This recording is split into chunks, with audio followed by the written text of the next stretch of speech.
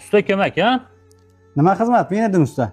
Mana mashina gazda ham, benzinda ham siltab yuryapti. Bitta tekshirib bering. Bo'ldi aka. Bu yoqni shuni tugatib olay, keyin siznikini ko'rib beraman. Birinchi menikini qilib bering, keyin bag'dikini qilib beraverasiz. Yo'lga chiqib ketishim kerak, klient qarab turibdi. Ha, bular mehmon shikilli qilib beravering, keyin menikini ko'rib berasiz. Aka mashinangiz tayyor bo'ldi. Gazda ham, benzinda ham yaxshi yuradigan qo'yib programmalarni urib qo'ydim. Necha pul bo'ldi xizmat? Aka mehmon ekansiz, o'zi 200 ming bo'ladi. Siz 100 ming so'm bera qoling. 100 ming? 5 minut chuqurlab qo'yib 100 ming so'rayapsanmi, uka? Insof bilan naqd ayt. Qayerdan topib olasiz? Bilan naqdladi 100 mingda, ha? Mehmon, sal o'zingizni bosib oling. Mana shu jiyanni o'chirtdik deb bez o'chirib keldingiz. Endi ustani ishlagan haqqini berishga qiynalyapsiz. 5 minutga bermayapsiz. 5 yil, 10 yil umri ketgan, men shu kasbni o'rganaman. 5 minutda qilib beraman shu ishni deb. 100 mingga qiynalayotgan bo'lsangiz, ketavering, o'zimiz berib qo'yamiz.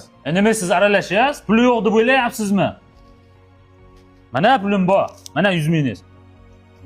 Ko'chadan shipirib olyapman pulni. Och darvozani, yop kapotni.